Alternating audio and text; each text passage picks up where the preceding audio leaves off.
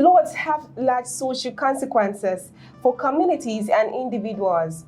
As most people are well aware, the immediate impact of flooding include loss of human life, damage to properties, destruction of crops, loss of livestock, and deterioration of health conditions owing to waterborne diseases. This can consequently affect national growth and development.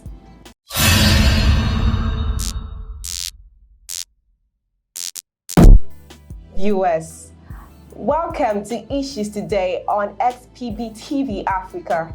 I am Gift Omojaifo, and here with me in the studio is Igbeji, God's promise. You're welcome. Thank you. Issues Today is your #1 program on XPB TV Africa, where we discuss issues related to entertainment, religion, politics, and education, and of course, lots more. Nigeria experienced flooding in coastal areas, especially over the years, but 2022 seems to be a very unprecedented year when it comes to flooding, and this is what we're going to be examining today. We'll be looking at the historical background of the flooding in Nigeria. We'll also look at the natural causes and some other human factors, and also look at ways in which we can solve this unprecedented and historical problem. It, however, appears that the worst is yet to come. Mr. God's promise, what do you have to say about this? Well, the worst is yet to come. I don't want to hear that.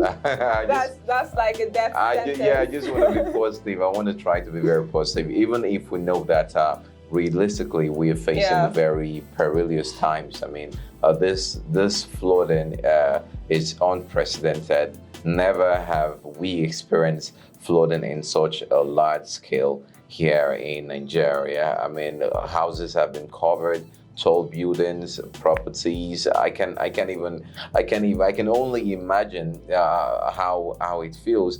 People have lost their lives, their loved ones to this. I mean, coming next year or even before the end of this year, we can also expect food prices to go up in connection with flood, livestock, and some other losses. And with all of this happening around us, the Nigerian Meteorological Agency Director General, and the person of Professor Masu Bako Matazo, has noted that even more heavy rainfall is yet to come in the coming days. And what is the hope of Nigerians? Because personally, I am already devastated, and hearing what is really going on in our communities and about the loss of lives and properties. Over 500,000 people have lost their lives, and not just that, swathes of farmlands have been disturbed by the whole issue, and we just feel that everything is just happening so fast, suddenly. This brings us back to history. This is something that should have been solved since 1982, because the other dams, or that should be 2.5 greater than the existing one, than the Lagdo Dam, nothing was done about it. So this is something we'll continue to see. Because right now it's still flowing and it's still pouring out, so we can't expect anything other than more areas affected. That was a very realistic and practical estimate of or expectations that we should keep in the back of our minds. This is really not okay to read. It's not okay, but what can be said? I mean, this is the situation we find ourselves right now, because relevant authorities they've not done what they're supposed to do, or Obviously. they did not do what they were supposed to do, and this is the order of the day. All right, actually, experts have it that lots more are gonna come in, and what do you really think is the real factor responsible for all of this issues? Reasons that you and I know. I talked about the historical point of view of the dams that were not built or that are not built yet or done halfway. Also, urbanization is another factor. By that, I mean that more houses are coming to urban areas, and the ground is not able to absorb as much water as it should have. That is why now we see rural areas suffering more from this flooding. But that is not necessarily as that is not me saying that urban areas rather don't suffer this. But I mean, it's not like that. Then our drainage system is very poor. Our drainage pattern here is so poor, and you're going to see a drainage system that even when they finally dig it out, they're going to put it just beside the drainage, and it falls back, and that is very poor. And that's really detrimental to someone's health. Very detrimental. Yeah. Very detrimental. Yeah, in the case of urban and rural areas, we know the fact that urban areas are not really vulnerable to this flooding, based on the fact that, you know, these waters can go up to the cities and dry out. Then for the rural areas, we have swathes of farmlands affected, livestock. We have our sheep, we have our cows, we have a lot of things affected, and swathes of farmland, like hectares of land being affected. And we have people swimming with boats. So I was really, really devastated seeing all of that. And what is really the difference between these urban and rural areas based on the vulnerability to flooding? What's your take on that? Urban areas, rural areas are more vulnerable. Okay. Because I mean, talking about these riverine areas, for example, now you see how close they are to the river and how this can be easily assessed. Also, we talk about the sand or the surface of the earth absorbing these things is not really there. But you know, every area has its own advantage and disadvantages. If you look at the urban area now, we don't have much trees. Of course, I guess the only problem urban areas should have is just people don't have the chances to go to work. People don't have the chances to go to school or to do their normal life or their endeavors. Well, you know, something really interests me. We have an emergency. Talking about National Emergency Management Agency, NEMA. I feel they did not really do enough to sensitize and inform the public on informing them, because this thing it's something far back 2012 when we observed the last one, not the first, and we saw how destructive it was, and it was predicted that at this time we're going to experience similar thing. What do you think they should have done?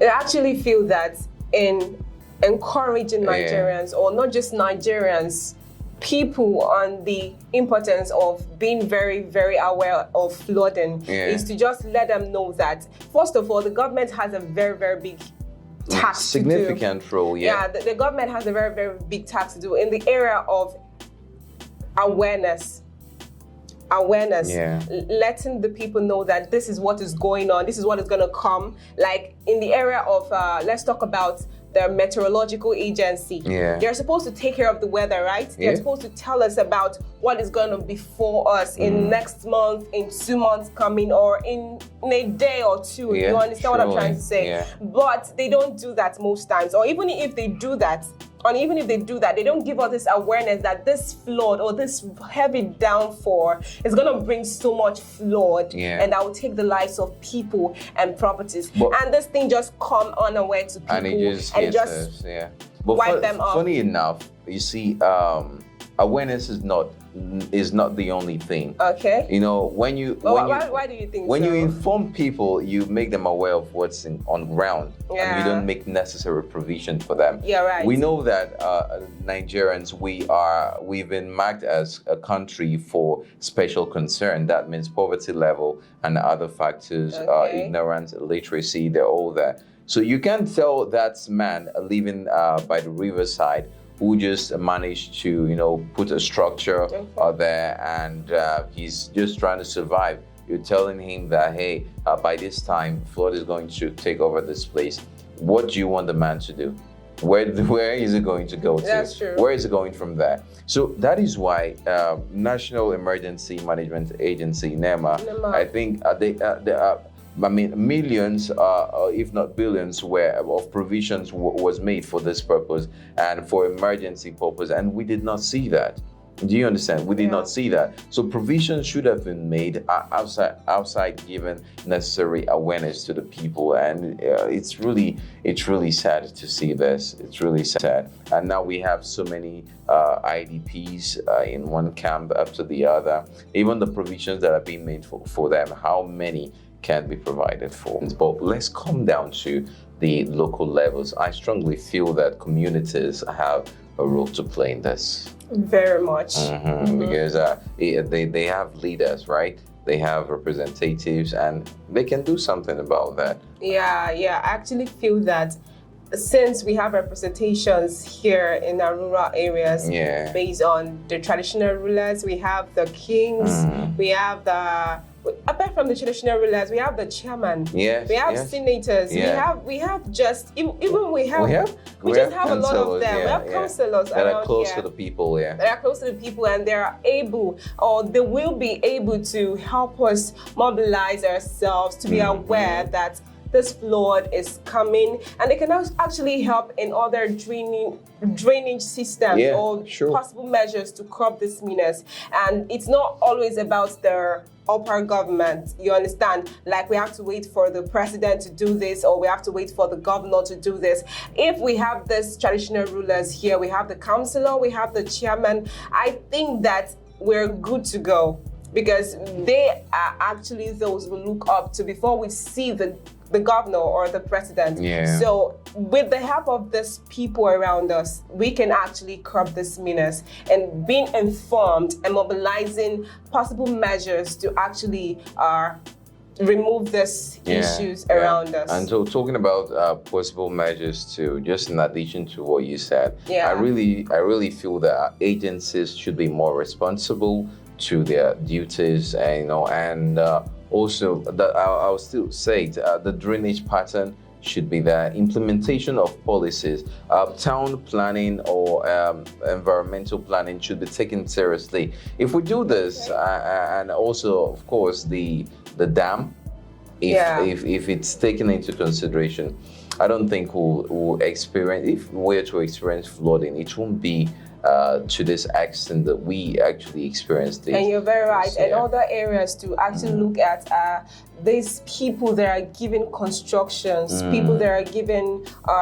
millions of naira to construct roads, drainage system. I think they should just be very honest with their work done. You understand? We have a lot of people out there, these contractors who actually construct this road, and we have about 10 million naira to construct something. You use about 2 million naira to construct it. You use 8 million naira, you keep 8 million naira. And just making that, and in that very aspect, you're making the work very poor. With less the quality of the work is with less equipment, and you're just taking the 8 million naira into your pocket, and the people are to suffer in 2 weeks' time, in 1 month time, or in 1 year time. We have bridges that fall down. Do you understand? Surely. We have drainage system that close up based on a lot of refugees disposed there. You understand? So we really need to be really responsible for ourselves, apart from the government. When you're given works to do, you should do them with all integrity and dignity, and keep the money for the work that should be done. We all know that the lifestyle of Nigerians is to just dispose our garbages in the drainage system, and what we all know as the gutter. And we know that this is one of the reasons, or even should be the most important factor, the reasons that this flood is really becoming really much in the society. And you should know that the government should be able to produce a better method of refugee disposal. You're and right. Nigerians should please be willing to, we can actually burn our refugees, but there are some really tough times that we can burn refugees based on the rainy season. But we've talked about the dry season, that's the summer. We can actually burn refugees, or we can just have a better method of disposing these garbages instead of just throwing them in the drainage system, making water not to flow very well. And Some will even go as far as seeing a raining time as an opportunity to bring out all these dispose all of these things. They do that a lot. I remember years back in the area I used to stay. There are a lot of people that during the rainy season we just go out to the gutter and just dispose. Let it flow. Let it flow. Just flow down and all of that. And actually, that method, in that very process, those refugees are blocked. They stay in one particular place, waiting for flood to come, and the water won't be able to flow through. And that's the reason, one of the reasons Nigeria is experiencing flooding. We really need to take this in our own hands, and the government too should just be able to produce or give us possible ways, better options in disposing all these refugees, apart from the normal ones that we're used to. Well, what we're discussing here in the studio cannot be overly emphasized. We know that this is a very serious issue right now, and it is affecting so many people. And of course, if care is not taken, so many things can be affected. Let us know what you think in the comments section below, because your comments are our feedbacks and we work with that. Don't forget to subscribe to our YouTube channel and turn on the notification bell so that when we drop our next video, you will be the one to get it first. And you can also like our Facebook page, follow us on Facebook, XPB TV Africa, and on Instagram, XPB TV Africa. And we want to say a very big thank you to all our sponsors. And if you want to sponsor this program, you can actually contact us via the details displaying on your screen. Thank you very much for watching. I am Egbeji, God's Promise. And I am Gift Omojai.